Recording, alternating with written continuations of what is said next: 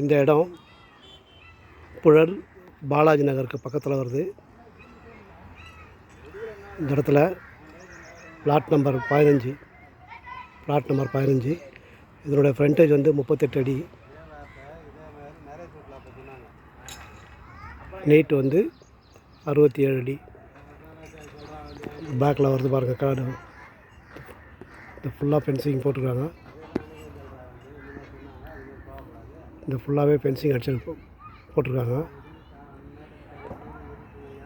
அப்படியே இந்த வெங்கடேஸ்வரா ஸ்கூலுக்கு அப்படியே பேக் சைடில் வருது இந்த ப்ராப்பர்ட்டி.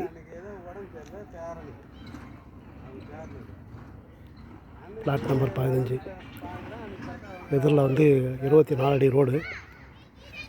பக்கத்தில் நிறைய வீடுங்க இருக்குது.